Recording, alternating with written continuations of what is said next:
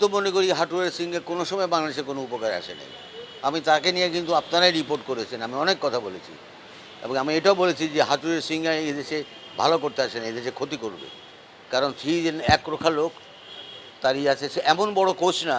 যদি এত বড় কোচ হইতো, অনেস্টলি স্পিকিং, সবার প্রতি তার প্রতি সম্মান রেখেও বলছি যে তাহলে তো তোমাকে অস্ট্রেলিয়া রাখতো বা ইংল্যান্ড নিত বা নিউজিল্যান্ড তোমাকে কোচ বানাইতো বা পাকিস্তান তোমাকে কোচ কেন নেয় নেই, because you don't belong to that strata. But আমরা তাকে আনছি, কেন আনছি, ওই সময় কি কোচ পাওয়া যায় নাই কিনা সেই উত্তর আমার কাছে নাই। বাট আমি মনে করি হাটুরা সিংহা মাস্ট গো। তাকে যদি এখানে রাখতে হয়, আমি দেখছি অনেকেই কথা বলেছেন এবং আই গো, তাদের সাথে আমি সহমত পোষণ করি। তাকে দিয়ে আমি বলবো যে তুমি মেক এ প্রোগ্রাম আমাদের, তুমি যদি আরও 1.5 বছর থাকো, তুমি একটা লং টার্ম প্ল্যান আমাদের দাও। আমাদের যে প্রত্যেকটা জেলাতে এজ গ্রুপ টিমগুলো আছে, সেই এজ গ্রুপ টিম ক্লাস যারা আন্ডার 13 আছে, আন্ডার 17, আন্ডার 19, এদের কোর্সগুলি দিবার প্রত্যেকটা জেলাতে আপনারা হয়তো জানেন একটা করে কোচ আছে, নির্ধারিত কোচ, বিসিবি অ্যাপয়েন্টেড।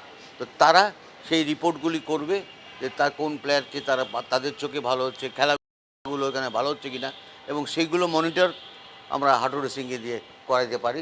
যদি না আমরা তাকে তাকে প্রচুর টাকা বেতন পায়, সেই টাকা দিয়ে বিদায় না করি, তাকে এইভাবে রাখা যেতে পারে। মানে আমি মনে করি হাটুরে সিংকে যত বেশি দিন আমাদের ন্যাশনাল টিম হ্যান্ডেল করবে, তত দিন আমাদের ক্রিকেট পিছন দিকে যাবে। আমি আপনাদেরকে বলি, there has to be a reform. Cricket বোর্ডে রিফর্ম আনতেই হবে আপনাকে। আপনি দেখেন যে কোনো বোর্ড বলেন, সেটাতে ব্যাংক বলেন বা যে কোনো কর্পোরেট হাউস বলেন, ইভেন ক্রিকেট বোর্ডও বলেন, বোর্ড অফ ডাইরেক্টরসের কাজ কিন্তু আমি ব্যক্তিগতভাবে ম্যানেজমেন্টের ছাত্র হিসাবে বা মার্কেটিংয়ের ছাত্র যেটা বুঝি, 3টা কাজ মেইনলি বোর্ড অফ ডাইরেক্টরসের। 1 নম্বর কাজটা হলো তার পলিসি ডিল করা, অর্গানাইজেশনের জন্য কি পলিসিটা হবে, ক্রিকেট বোর্ড আগামী 3 বছর পর 2 বছর পর কোথায় থাকবে, তার জন্য কিভাবে আগাইতে হবে এবং কি চায় বোর্ড, এই পলিসিটা ঠিক করে ফেলবে। That is the job of A board of directors. Second হলো বাজেট অ্যাপ্রুভ করা। তারা যখন পলিসি দিয়ে দিল প্রত্যেকটা ডিপার্টমেন্টে, আমাদের তো ডিপার্টমেন্ট, এখানে কাজ করবে ডিপার্টমেন্টের ছেলেমেয়েরা যারা আছে ক্রিকেট বোর্ডে, এবং স্বাধীনভাবে কাজ করবে, সেইখানে একটা বাজেট চাবে তাদের কাছে। যে আমি যদি আজকে ধরেন ক্রিকেট অপারেশনসে আসি বা আমি যদি ক্রিকেট ইস্যুতে থাকি, গেম ডেভেলপমেন্টে থাকি, তো আমি জানি আমার পলিসি অনুযায়ী আমি সারা বছরে আমি কয়টা ম্যাচ করব, ডোমেস্টিক্যালি ইন্টারন্যাশনাল, আমার ক্যালেন্ডারটা কী আছে, ওইটা দেখে নিয়ে আমি একটা I will put up a budget. এই বাজেটটা বোর্ডের কাছে যাবে। বোর্ড প্রত্যেকটা ডিপার্টমেন্টের জন্য একজন করে নির্ধারণ করে দিতে পারেন, একটা বোর্ড অফ ডাইরেক্টর। গেল 2 নম্বর, সেই বাজেটটা তারা দেখবে, দেখে টেকে ঠিক আছে কি না, কাটা ছেঁড়া যাই করার পরে তারপর তারা বাজেট পাস করে দেবে। বাজেট পাস হয়ে গেলো। থার্ড কাজ যেটা বোর্ডের হওয়া উচিত সমস্ত বোর্ড অফ ডাইরেক্টরদের, সেটা ব্যাংক হোক বা যে কোনো অর্গানাইজেশন হোক, সেটা আমি মনে করি যে ওভারসি করা তাদের কাজ। ওভারসি করবে, কারণ আমি পলিসি দিয়ে দিয়েছি, আমি বাজেট অ্যাপ্রুভ করে দিয়েছি, এখন তোমাদের কাজটা ঠিক মতো হচ্ছে কি না সেই জিনিসটাকে ওভারসি করা, দেখা উপর থেকে, এবং তাদেরকে ডিপার্টমেন্টে যারা ম্যানেজার আছে, অ্যাসিস্ট্যান্ট ম্যানেজার আছে, যারা যারা প্রফেশনালি কাজ করতেছে, তাদেরকে স্বাধীনভাবে কাজ করার সুযোগটা তৈরি করতে হবে। তা না হলে আপনি তাদেরকে কাজ পাবেন না করে। There is no motivation, there is no compensation, একটা কথাই আছে।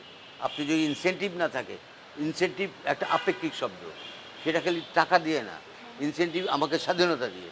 তো কাজ করার স্বাধীনতা যখন আমি তাদেরকে দিয়ে দিব, তারা যে কোনো কমিটিতে যারা আছে তারা দেখবেন সুন্দরভাবে সাহসের সঙ্গে এবং নির্বিঘ্নে তারা কাজটা করতে পারবে। হ্যাঁ, ট্রান্সপারেন্সি থাকবে, এবং বোর্ডের সবচেয়ে বড় ট্রান্সপারেন্সির একটা জায়গা হলো ফাইন্যান্স।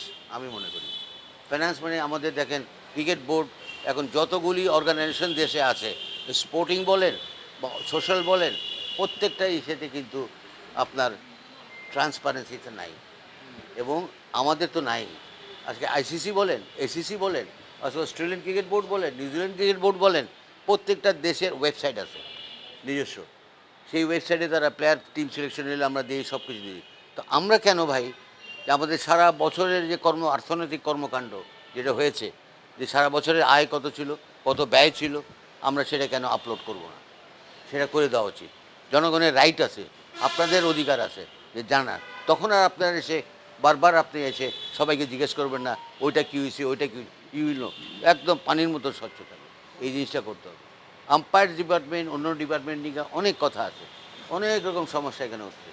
সিসিডিএম নিয়েও অনেক কথা আসতেছে। এবং দেখেন কনস্টিটিউশনের অ্যামেন্ডমেন্ট ইজ এ মাস্ট। এইখানে করতে হবে। আপনাদেরকে একটা উদাহরণ দিই। আপনি আমাকে বলেন তো, আপনি আমি আমার সামনে যারা আছেন, আমরা তো দেশের নাগরিক, আমরা ভোটার, আপনি ভোটার, আমাদের এনআইডি আছে। আমি যদি ভোটার হই, তাহলে আমি তো যে কোনো নির্বাচনে আমি নির্বাচন করতে পারবো। কিন্তু এখানে একটা মজার ব্যাপার কি জানেন, যে ক্রিকেট বোর্ডে যে 5 জন ক্যাপ্টেনদেরকে রাখা হয়েছে কনস্টিটিউশন অনুযায়ী, তার মধ্যে আমিও একজন আছি। তারা কি, আমরা বোর্ডের কাউন্সিলর থাকবো, আমরা ভোট দিতে পারবো, কিন্তু আমরা নির্বাচন করতে পারবো না। এটা তো আমার ফান্ডামেন্টাল রাইটকে খর্ব করা হয়েছে। আমার fundamental right, if I M A voter, আমি যে ভোটার হয়ে গেলে আমি কেন নির্বাচন করতে হবে? তো এই জিনিসগুলোকে ঠিক করতে হবে। তারপরে আরও অনেক জিনিস আছে যেগুলি এই কনস্টিটিউশনে আমার মনে হয় এটা একটা কমিটি করে, একটা সুন্দর একটা কমিটি করে কনস্টিটিউশনটাকে আবার রিভাইজ করা।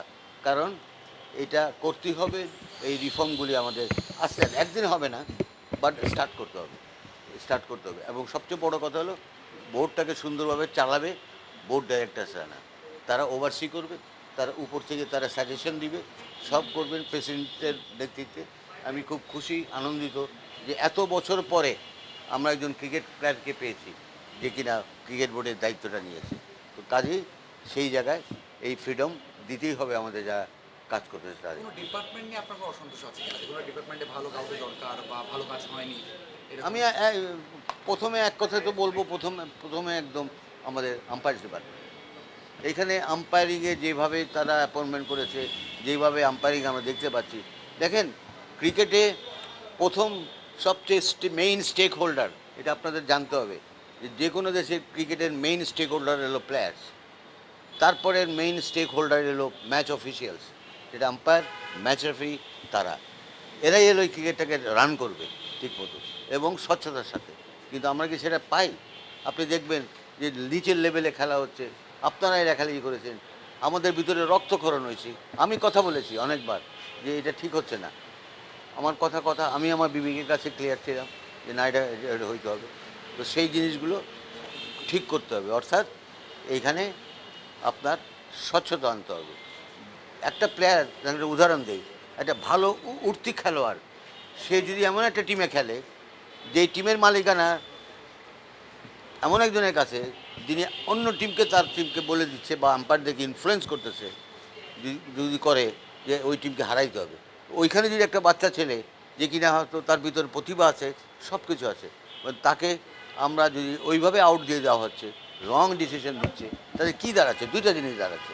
একটা হলো ওই ছেলেটা একটা ভবিষ্যৎ নষ্ট হয়ে গেল, আর যে নাকি উইকেটগুলো পাচ্ছে, যার মারফতে সে আউট হচ্ছে, বা একটা ছেলে দেখা গেলো বছর শেষে লিগ শেষে সে 30 উইকেট 34 উইকেট পেয়ে গেছে, ইটস এ ফলস ইমপ্রেশন তার ভিতরে তৈরি হচ্ছে। সে মনে করছে সে অনেক ভালো বোলার, কিন্তু সে উইকেটের অর্ধেক উইকেটই হয়তো ওই আম্পায়ারগুলির সুবাদে পেয়েছে। তো এই সমস্ত জায়গায় কাজ করার সময় এসে গেছে আমি মনে করি।